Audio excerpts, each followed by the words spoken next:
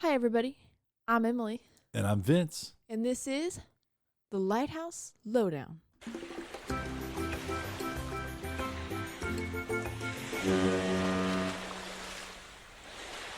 Wish people could see our dance moves They during could. that. We could do video.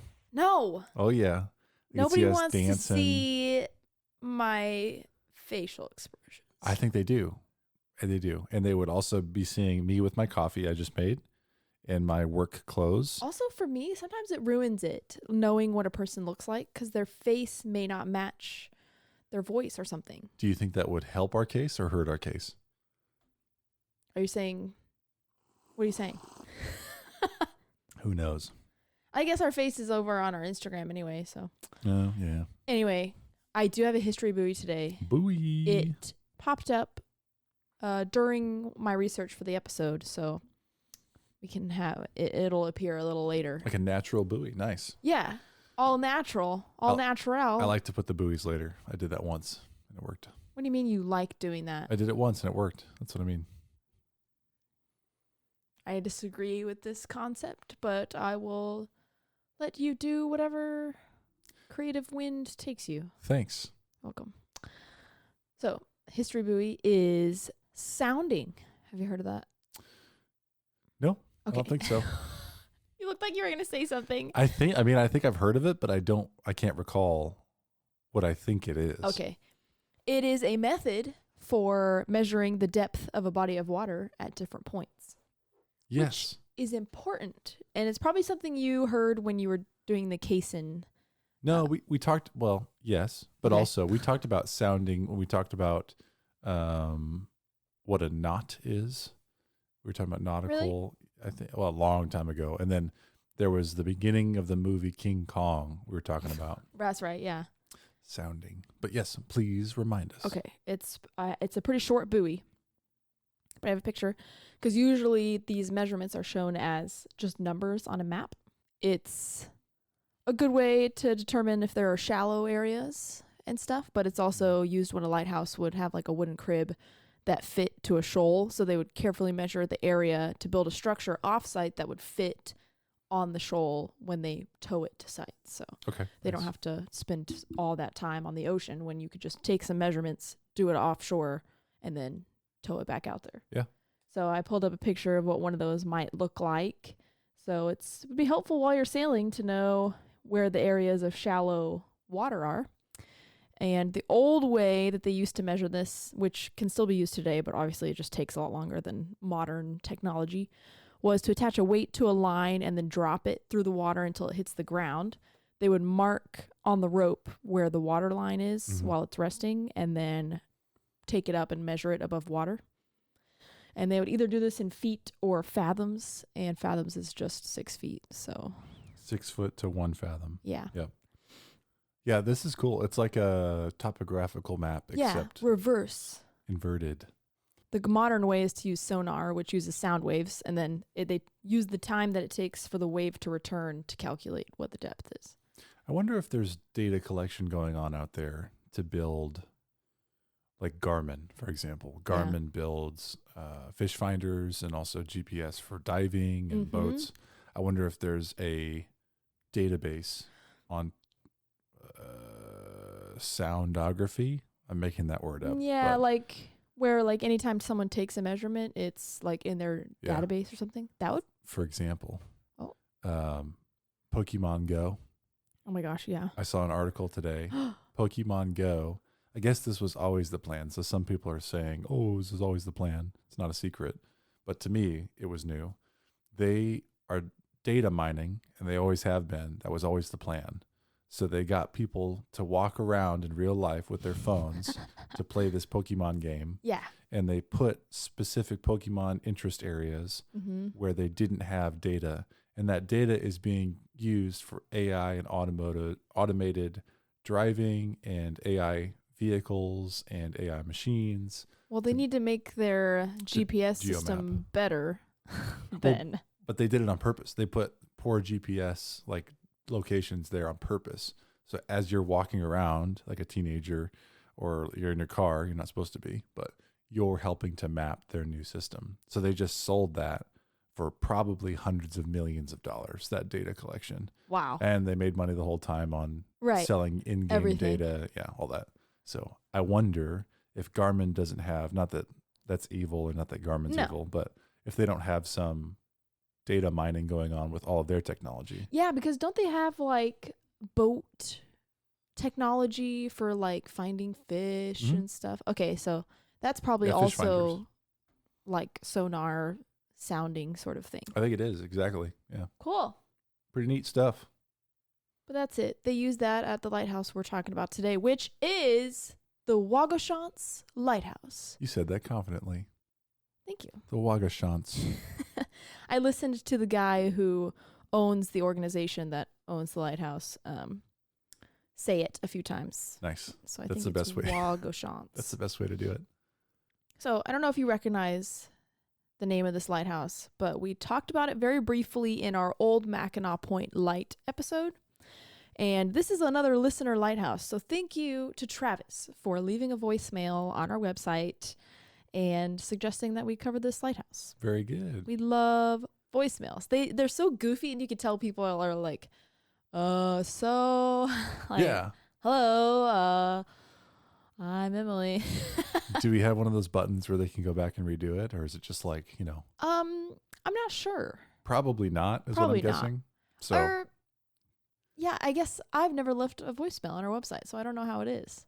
well, the company we work for, we work at separate divisions, but the company, we had these digital interviews, and yeah. I did not get the job after my digital interview, but you get like a 1 minute to record yourself answering a question. Then it was like, you get one more chance. It's like so much pressure. So thank you. Is it Travis? Travis? Very good. Yeah, we love it. So we are heading back to Lake Michigan. Sorry to everybody. The Great Lakes. I tend to cover Lake Michigan and Maine a ton. I don't know what is happening. There's a lot of lighthouses there. I know, but A lot of them. that doesn't inherently mean, I don't know. I think I'm drawn to Maine lighthouses, which is funny because I've never been there. Anyway, Vince is just looking at me. It's on the list. Maine? Yeah, but it's, I know we're going to go northwest, and then, well, in many years from now, I guess we'll do whatever I want to do. Hey.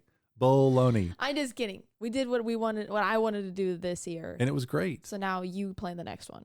We've started a system, I guess. You planned the last one. I know, I'm just poking fun at you. Okay, we're in Lake Michigan. Waugoshance Point ends 7 miles out into the lake, and it's full of shallow shoals and small islands. I have a picture from Google Maps. So this north of Sturgeon Bay is where we have Waugoshance Point. And there's also the little disconnected, the far one is, I think it's the far one, is Waugoshance Island. And little bits and very shallow water all around there. Mackinac City. Yes, the little star on there is where our old Mackinac Point is. So nice. It's on there. $5,000 was appropriated in 1837 for a lighthouse marking this like little islandy point, which was originally planned for being on the mainland. So like still on the point, where it sticks out into the water, but not on one of the islands. However, they did a survey, as they do before they decide to build a lighthouse, and it showed that the light would be better served out into the lake more to mark where boats were safe to travel, which makes a lot of sense. Yeah. Why would you smack a lighthouse in the middle of an area where you really should mark at the end where people go around? Yeah. The middle, I guess, if you put it more inland, you could just say, hey, stay far away from this light. Yeah. But then it makes it so inconvenient. And they're having to take measurements, whatever. Just aim for the lighthouse and go around it. there you go. I feel like that's a better way to go. Just got to know which side you're on. Yeah, right. So that's what they decided to do. So I have a picture.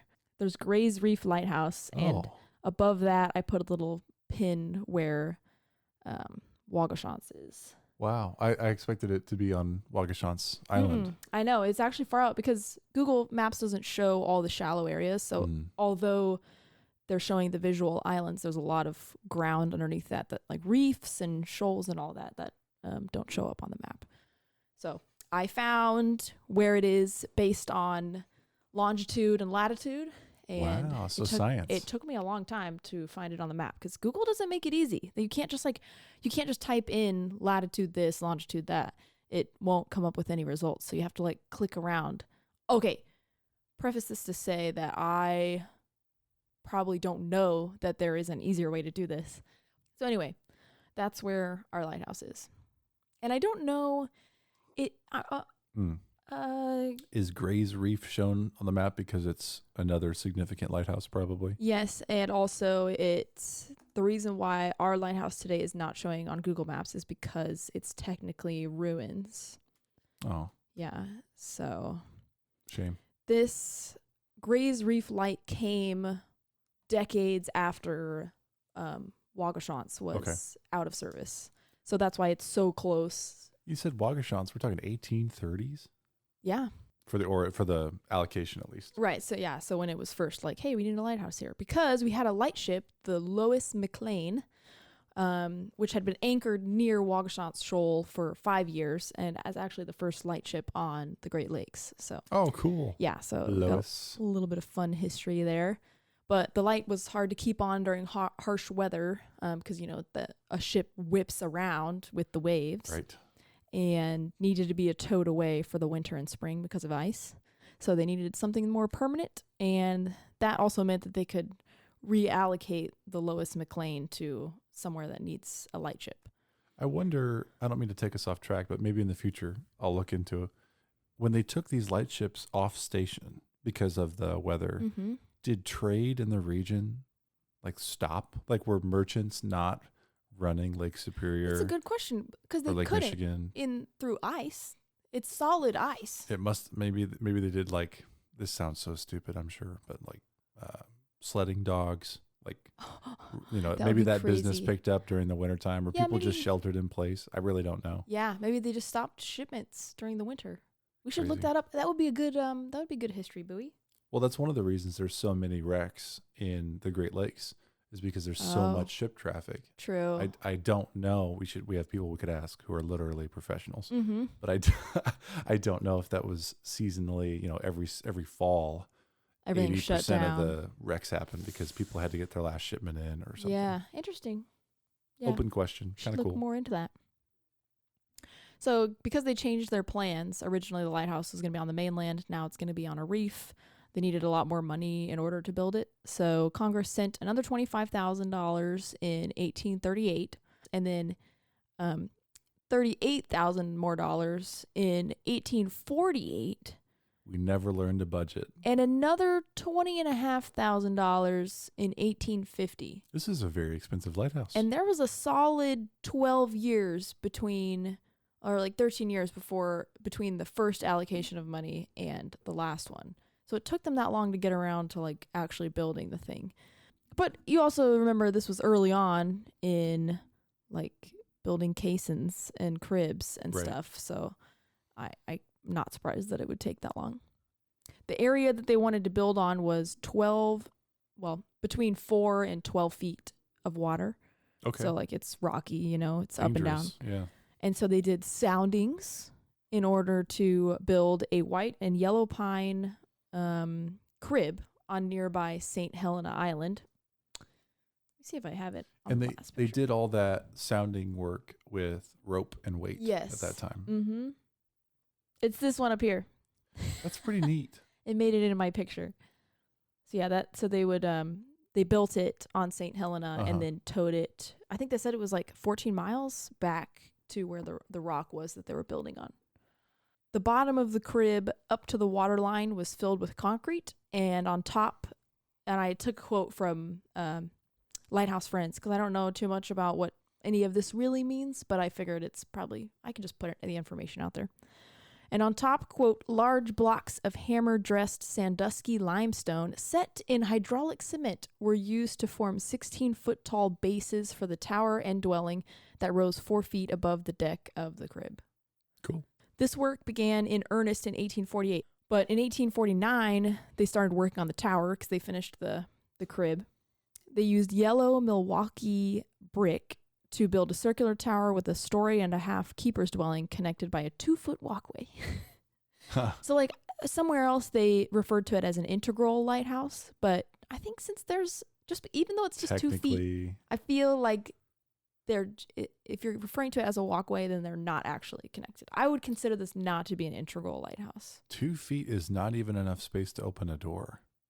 Interesting. At least a standard door today. Oh yeah, I didn't even think about how small 2 feet is. I mean, you could have them both and swing into the buildings, which is likely what they did. Yeah. But that's close. Yeah, I guess you'd want to keep them separate. If you're like heating your home, you're like, I don't want to heat the whole entire lighthouse tower by... Let's put in a door. Yeah, I guess. I don't know. At least it was close. Short commute. Yeah. Just a little walk. The wooden pier around the light station was 90 by 100 feet and was 12 feet above water, covered in thick oak planks. And I don't actually have a picture of it before the oldest picture that I have. Okay. So I have a drawing of like original plans for it. Beautiful. Yeah. It is nice. I like the dome top. It's very old fashioned for a lighthouse, I feel. It still looks like that today, but there's some differences that I don't want to just put on the screen until I talk about them. Okay. Look, I see a ladder or steps on the center view. Yeah. And on the left view. Are those facing away from the keeper's house? Not sure. Maybe they're for emergencies or something? I don't actually know what the layout is referring to. And I also don't know how old these drawings are, so maybe it was before they had decided everything and it was just like a general sketch. I think I take it for granted, a lot of people do now, but the quality of these drawings done by hand. Oh, I know. It's really incredible. It's so funny to be impressed by like straight lines, but if you think about it, they're artists as well as engineers. But yeah, you can see in the bottom right the shape of the original pier, which changes. Okay. In 1850, an iron spiral staircase was added to the 76-foot tall light tower. So 76 is pretty good. Especially like normally we have little lighthouses. On the open water, yeah. Along with its lantern room, a boathouse, a wood house, fog bell, and a boat crane that they added. So they just finished it up by like adding all the extra stuff. And then in 1851, Waugoshance Light was operational, sporting a 3rd order lens, which they replaced with a 4th order with a white flash every 90 seconds, sometime before 1858. But I couldn't. They actually don't even have the light list on USLHS anymore. So, wow. I know.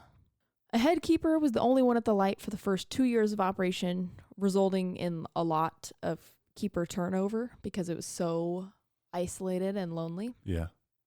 And by 1853, they added a first assistant position with a second added in 1856. So okay. Every couple of years, they were like, let's just add another one. A little bit more money. Which is interesting because they built a keeper's house not planning to have that many people. So I didn't see anything about it, but I'm interested to know if it was difficult living. And I'm sure this was a stag station, so they wouldn't have families. Well, and they're on a crib as well, so there's nowhere to go. Yeah. You can't go take a walk. Can you imagine? Oh, how cramped you would feel that you can't go on a walk. Nowhere to go.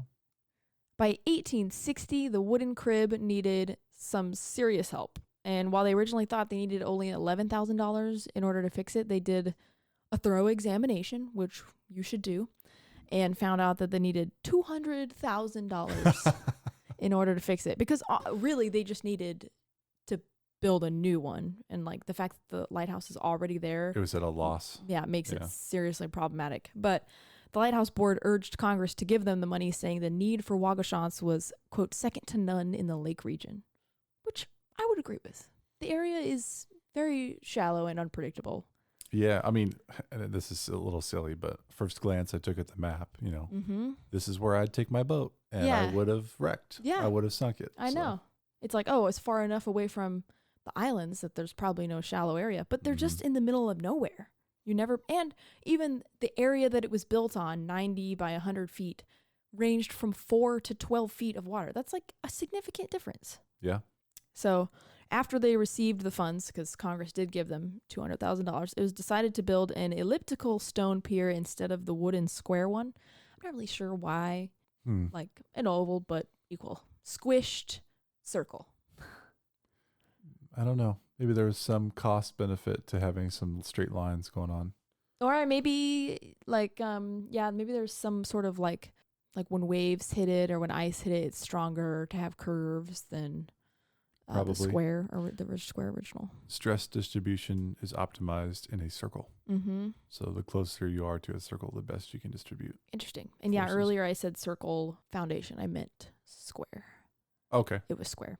That was my bad. Cool. So the excavation teams worked in an iron cofferdam. Oh, yeah. Okay. I was like, I feel like we talked about it, but the words are not clicking.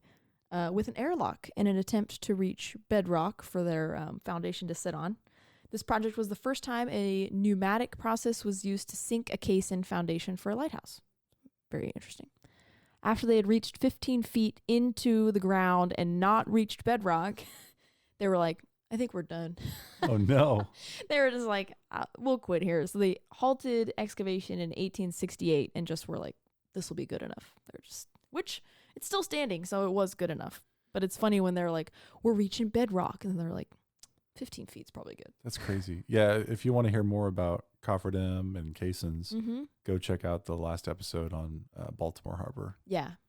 We talked about that 2 one. episodes ago, 65. Go check out 2 65. ago. We are flying. Well, I know.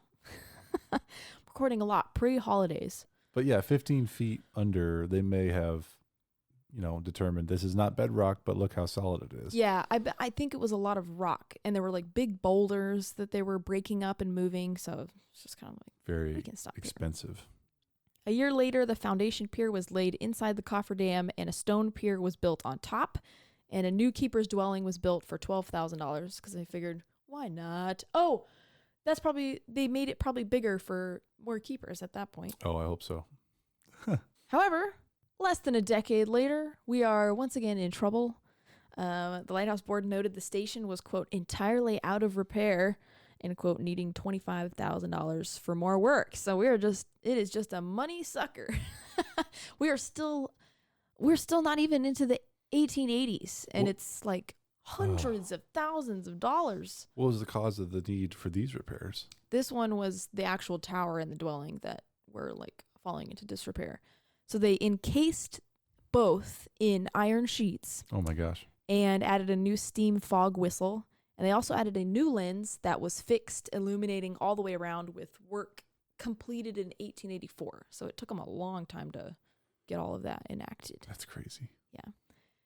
Jumping ahead into the 90s, 1893, the dwelling needed a new roof and paint, which they did in horizontal white and red bands, including the tower, which this is the first time I have a picture of the lighthouse. So you can definitely see the original design in there, but the keeper's house is probably a lot bigger. It's more space than you would think.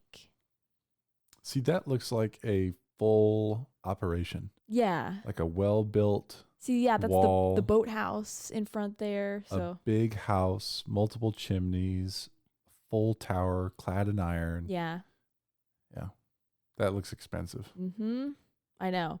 And I'm interested, it shows the square on the outside, but you can see on the inside the elliptical actual foundation pier. So there was some difference between the two, and maybe that ladder you saw earlier was coming down to this. Like, it looks like just a spot, like a barrier for ice. So yeah, maybe. Like that sloped kind of shape. They also changed the light characteristic to a white flash every 45 seconds. And so they didn't change the lens or anything. They just added 2 flash panels that rotated around the light. So it gave it the illusion of flashing with a fixed lens. I feel like they're changing flash patterns all the time. I know. I think it's because they were adding more lighthouses around the area. Must be. 3 years later, they added a large... Oh, here it is. Obviously, okay, in my defense, I took these notes all in one sitting. It took me like... How long was it? Because you fell asleep at 7:30. A day?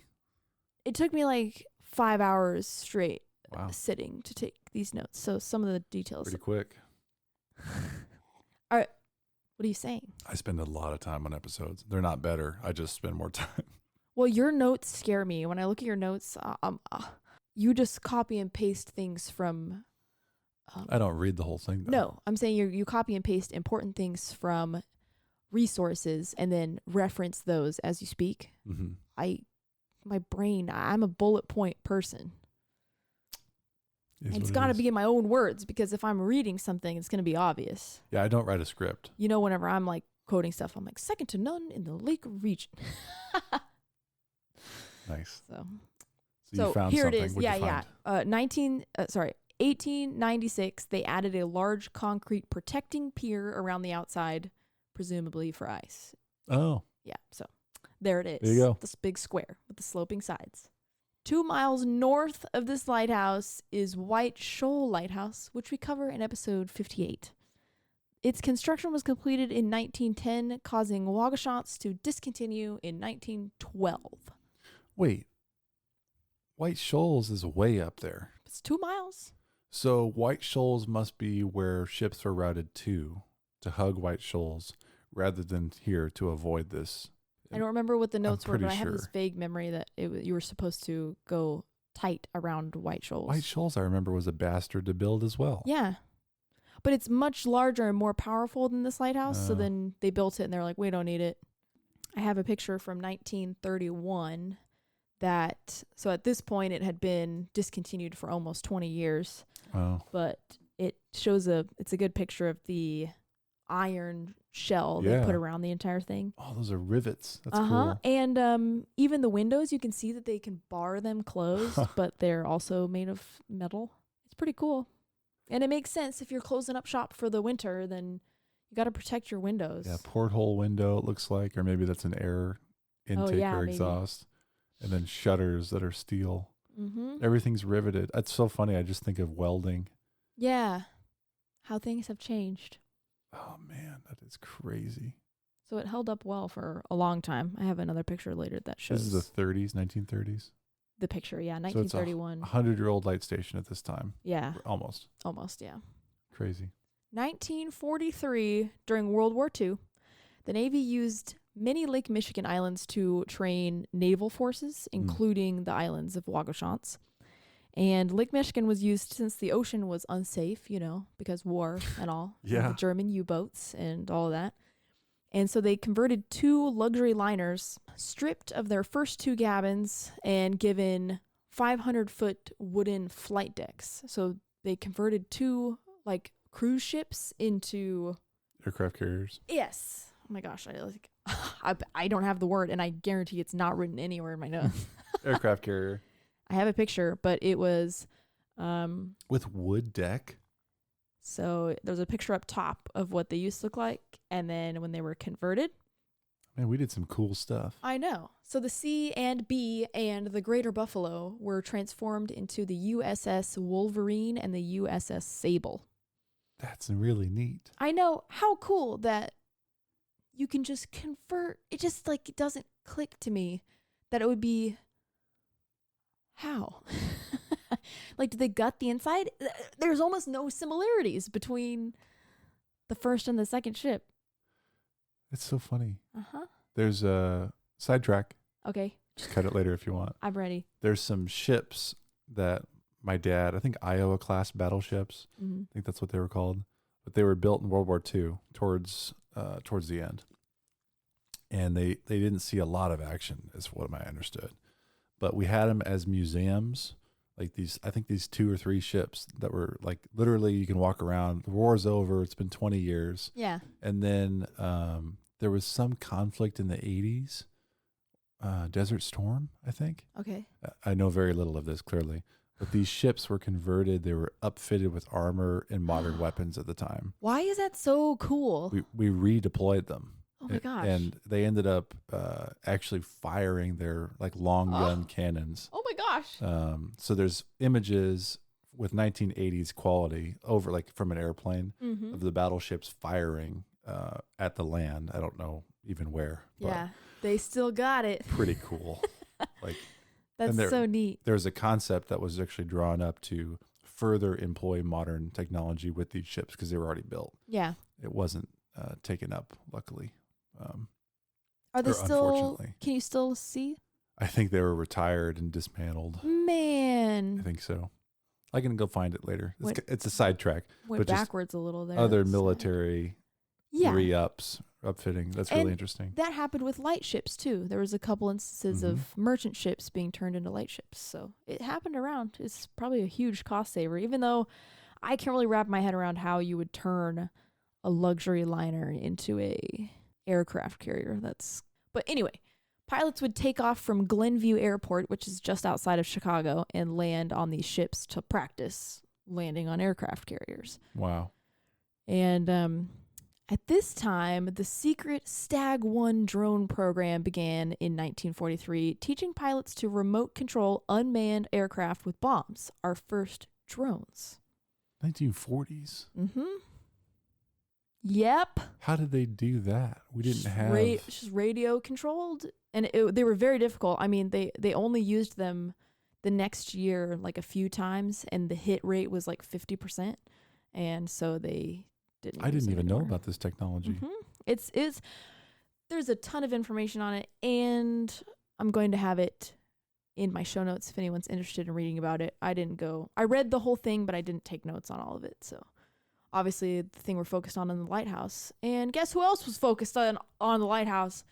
Because you got to practice aiming at something with your stinking drones. No way.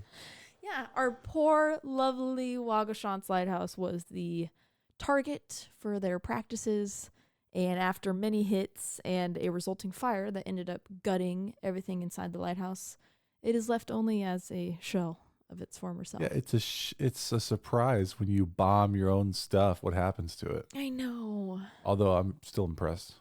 We just kind of have a skeleton of the lantern room, the shell. This picture is old.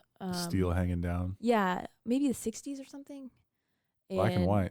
So, yeah, the shell casing started to peel away. Damn. They bombed the lighthouse. There was no other island out there with nothing on repeatedly. I'm like, oh, it's rude. I guess the government owned it, right? But at that point, it had been built for 100 years. Plus years. Why?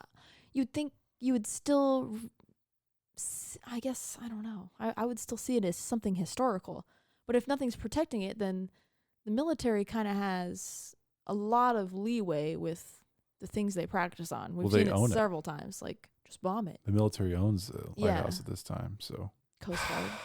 Crazy. Sad. In 2006, the Coast Guard deemed the remains of Waugoshance to be excess, clearly, and offered it up for no cost by the National Historic Lighthouse Preservation Act of 2000, which we talked about in a previous episode. Sure did. It wasn't for another 5 years that someone finally stepped up to do something, because nobody was going to take this for no reason. So two U.S. senators announced that 3 Michigan lighthouses, South Haven Pierhead Light, Middle Island Light, and Waugoshance Light, would be transferred to local preservation groups. So I don't know if that meant they could skip the whole process, but Waugoshance Lighthouse Preservation Society stepped up and were working to restore the lighthouse. But in 2021, the nonprofit dissolved after they concluded that the lighthouse couldn't be saved. Because in 2019, there was like record high water levels in Lake Michigan, and they like check on it because, it's so far out there. They're checking on it every once in a while. And they found that the water had knocked out a lot of the stones that are on its foundation. So like even here in this picture, you can tell it's not in very good shape. No, it's been bombed. I know. I know. But, I think I have a picture. I took a screenshot.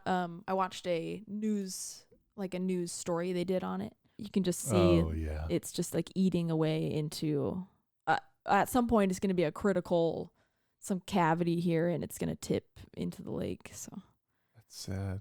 Rip. So they dissolved because they learned that it would cost $300,000 just to protect the base temporarily for a single year. And they're like, okay, we can't. That's even just to keep it as it is for that long, not even. There's only so many resources available, even if you have all the care in the world. There's just. So I've got a picture up of. It's I can't remember what these birds are called. It's a word. It's a type of bird I haven't heard of before, but they nest there now.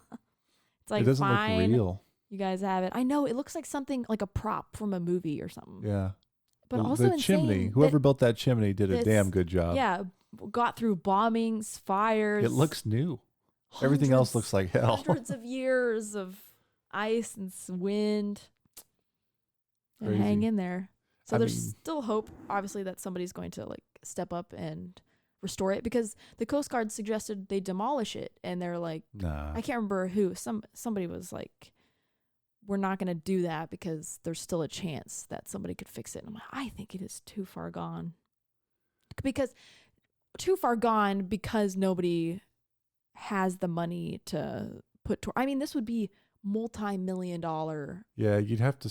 I mean, I do not know. You'd Yeah. have to start with a big caisson that just dries and isolates this, Yeah. and then you could work within the caisson to start building a new lighthouse. I don't think.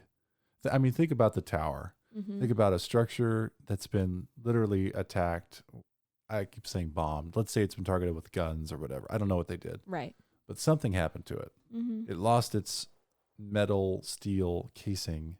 I don't know how a structural engineer is supposed to say, yep, we can put new brick on the outside of this. Like, yeah. are you going to x-ray the whole thing? Right. Like, I mean, that's a real question, Mm-hmm. because how do you confirm this is structurally safe where people from the public could access this space again? Right. That you'd feel comfortable with people walking in there. It's like, I don't know. and also looking at this photo, it appears the metal casing is still on there, but the one that was on the tower peeled off. But there's still. I was looking at that hole in the side, and I was Oh, like, yeah. that looks like metal. It's Crazy. just kind of hidden under all the bird poop. Well, you never know who's going to come along. Yeah, there's could be somebody. Maybe somebody passes away and they had a couple of $1 million they left for the specific use here. I Mhm. just Yeah, somebody wins a lottery and this is their thing. Uh-huh. You know, high Who hopes. knows? Maybe someday, or There's it'll no- be the end of yet another lighthouse. no one's going and climbing that thing now. Oh, Like, no. there's no need to. There's no stairs. Yeah, there's no need to knock this down. It's unfortunate. That is the story of Waugoshance Lighthouse. Hoping one day that somebody will step up and, take one for the team and rebuild this thing. It's neat that you can still, from a boat or Yeah. presumably a plane, you can still see an item that was started in the 1830s. Mm-hmm. That's really neat. Yeah. Yeah, and it is pretty. It's just Yeah, it's, decrepit. it's a unique build. It's very pleasing to look at. So yeah, sorry, that was a bummer. It had a cool history at least. Yeah. A lot of Thank you places to our have no listener history. for suggesting it, because we knew about it, but I was like, That's right. you give Yeah. us reasons to look deeper into lighthouses, specific ones, and they always turn out to be interesting. Well, thank you for listening in to yet another Lighthouse Lowdown episode. You can check out our Instagram at The Lighthouse Lowdown, our website, thelighthouselowdown.com, where you can watch videos, listen to our podcast, leave reviews, which we love, leave voicemails, send us messages, all that jazz, all in one place. Are you ready? Yeah, thanks for hanging out. We'll catch you next time on The Lighthouse Lowdown. Nice. With gusto.